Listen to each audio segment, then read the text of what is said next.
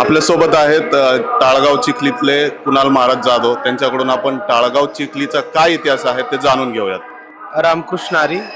जगद्गुरु तुकाराम महाराजांच्या आणि माऊली ज्ञानेश्वर महाराजांच्या पदस्पर्शाने पुनीत आणि पावन झालेली ही चिखली नगरी आणि जगद्गुरु तुकाराम महाराजांच्या 14 टाळकऱ्यांपैकी एक असणारे श्री संत मल्हारपंत महाराज कुलकर्णी चिखलीकर यांच्या वास्तव्याने पवित्र झालेली ही भूमी आणि सर्वात महत्त्वाचं जगद्गुरु तुकाराम महाराजांनी वैकुंठाला जाताना रंगपंचमीच्या दिवशी मल्हारपंतांना जे दगडाचे टाळ दिले ते आज या ठिकाणी चिखली गावामध्ये प्रतिष्ठापित केलेले आहेत आणि त्याचंच हे टाळ मंदिर आहे.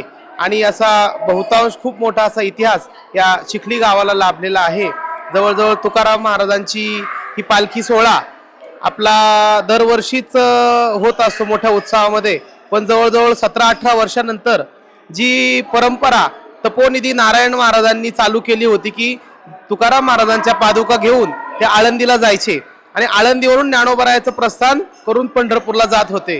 पण ती बऱ्याच वर्षानंतर ती परंपरा, जवळजवळ 17 वर्षांची ती परंपरा आज परत आपल्याला आज पाहायला मिळते. मोठ्या आनंदाचा आणि उत्साहाचा दिवस हे सगळ्या चिखली गावाला यात्रेचं या ठिकाणी रूपांतर आलेलं आहे. सर्वजण उत्साहात भाविक भक्त जगद्गुरु तुकाराम महाराजांच्या पालखीच्या स्वागतासाठी उत्सुक आणि सज्ज आहे. रामकृष्ण.